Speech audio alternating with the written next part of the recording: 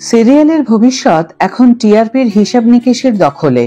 তার রেশ কতটা পড়ছে চিত্রনাট্যকারদের উপরে? Hi everyone, welcome back to my channel Anjana Banerjee blogs. বন্ধুরা, তোমাদের সকলকে আমার এই ছোট্ট ইউটিউব চ্যানেলে স্বাগত জানাই। বাংলা সিরিয়ালের ভবিষ্যৎ এখন টিআরপির হিসাব নিকেশের দখলে। তার রেশ কতটা পড়ছে চিত্রনাট্যকারদের ওপর? খোঁজ নিলেন পরমা দাশগুপ্ত। ঢাক ঢোল পিটিয়ে সিরিয়াল শুরু, তারপর 2-3 মাস পেরোতে না পেরোতেই তার ঝাঁপ বন্ধের পালা। এ ছবি এখন আর নতুন নয় বাংলা টেলিভিশনে।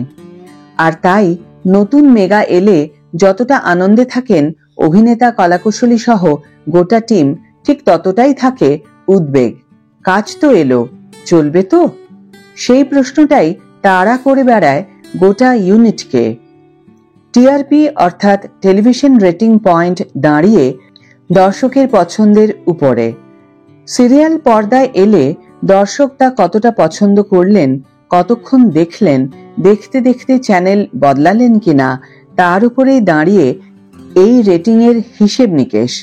ফলে টিআরপির অঙ্কেই বাঁধা থাকে ধারাবাহিকের জনপ্রিয়তা। তার সূত্র ধরে চ্যানেলের আয় এবং ধারাবাহিকের ভবিষ্যৎ, অর্থাৎ তা কতদিন টিকে থাকবে চ্যানেলে। ইদানিং এই হিসেবের টক্কর এতটাই জোরালো যে টিআরপি তালিকায় প্রথম 10-এ জায়গা করে নিতে রেশারেশির শেষ নেই। রেটিং পড়ে গেলেই যে সিরিয়াল বন্ধের ভয়, আর তাতে প্রযোজনা সংস্থা বা চ্যানেলের যেমন মোটা অঙ্কের ক্ষতি, তেমনি জড়িয়ে অভিনেতা, কলাকুশলীদের কাজ হারানোর আশঙ্কা। অগত্যা দর্শকদের টেনে রাখার চাপটা গিয়ে পড়ে কাহিনী, চিত্রনাট্য এবং অভিনয়ের জোরের উপরে। কিন্তু অভিনেতারা তো ফুটিয়ে তুলবেন গল্পকে। সেই গল্প শক্তিশালী না হলে, সংলাপ দর্শকের মন কাড়তে না পারলে কি করে চলবে? শেষমেশ তাই বোধ হয় সবটা গিয়ে বর্তায় গল্প, চিত্রনাট্য বা সংলাপ লেখার ভার যাদের হাতে, সেই লেখকদের উপরেই। কিন্তু টিআরপির ইঁদুর দৌড়ে লাগাতার হাই পয়েন্ট, হুক পয়েন্টের নাটকীয়তার দর্শককে টেনে রাখতে কতটা চাপ আসে লেখকদের উপরে? জনপ্রিয় হয়ে ওঠার বা জনপ্রিয়তা ধরে রাখার তাড়ায় সৃষ্টির স্বাভাবিক ছন্দ, গল্পের স্বাভাবিক গতি কিংবা ইচ্ছে মতো গল্প বলার স্বাধীনতা, সবটাই কি কোথাও প্রভাবিত হয়? পরিস্থিতির চাপেই কি গল্পকে এগিয়ে দেওয়া হয় যেমন খুশি পথে? দীর্ঘ কয়েক দশক সিরিয়াল পাড়ায় রাজপাট প্রযোজনা সংস্থা ব্লুজের। সংস্থার কর্ণধার তথা লেখক, পরিচালক, চিত্রনাট্যকার স্নেহাশিস চক্রবর্তী বলেন, আমি সেই ভাগ্যবানদের দলে যার উপর গল্প নিয়ে আজ পর্যন্ত কেউ চাপ সৃষ্টি করেনি। এখনকার পরিস্থিতিতেও আমার সিরিয়ালগুলো কোনোটা 1000 পর্বের কাছাকাছি, কোনোটা 500 পর্ব পেরোচ্ছে। আমি এখনো নিজের মতো করেই গল্প বলি। যে গল্পটা যেভাবে বলতে চেয়েছি, যেদিকে তাকিয়ে এগিয়ে নিতে চেয়েছি, সেটাই করেছি বরাবর। চ্যানেল কর্তৃপক্ষ আমার উপর ভরসা রেখেছেন, কখনো হস্তক্ষেপও করেননি, এ নিয়ে কোনো শব্দও খরচ করেননি। তবে হ্যাঁ, শুনতে পাই অনেকের কাছে সিরিয়াল বন্ধের চাপ থাকে, টিআরপি বাড়ানোর চাপে গল্পও বদলাতে হয় কখনো কখনো, এবং সেই চাপ চ্যানেল, প্রযোজনা সংস্থা বা গোটা ইউনিটের উপরেই থাকে নানাভাবে। লেখক, চিত্রনাট্যকারদের উপরে সেই চাপের বহর কতটা প্রভাব ফেলে? বেশ কয়েক বছর ধরে সিরিয়াল পাড়ায় কাজ করছেন সুজয় সরকার। তার কথায়, ব্যবসায়িক প্রয়োজনে বাস্তবতার বাইরে গিয়ে হয়তো কিছু লিখতে হয় কখনো কখনো। অনেক সময় তা বেমানান লাগে বা গরমিল ডেকে আনে, একথা সত্যি। কিন্তু টেলিভিশনের ক্ষেত্রে দর্শকের চাহিদার উপর ভিত্তি করে গল্পকে এগিয়ে নিয়ে যাওয়াই শেষ কথা। কারণ ধারাবাহিকের লেখকের ধাঁচটাই সম্পূর্ণ আলাদা।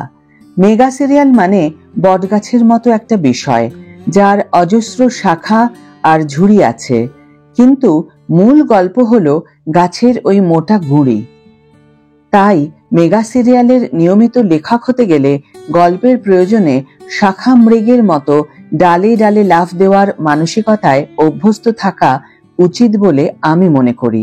ব্যবসায়িক চাহিদা আর ক্রিয়েটিভিটি কিভাবে ব্যালেন্স করতে হবে সেটা সম্পূর্ণ লেখকের দক্ষতার উপর নির্ভর করে। খুব অল্পদিন সিরিয়ালের সংলাপ লিখেছেন সম্রাজ্ঞী বন্দ্যোপাধ্যায়। তার লেখালেখি এবং জনপ্রিয়তা অনেকটাই ওটিটির পরিসরে।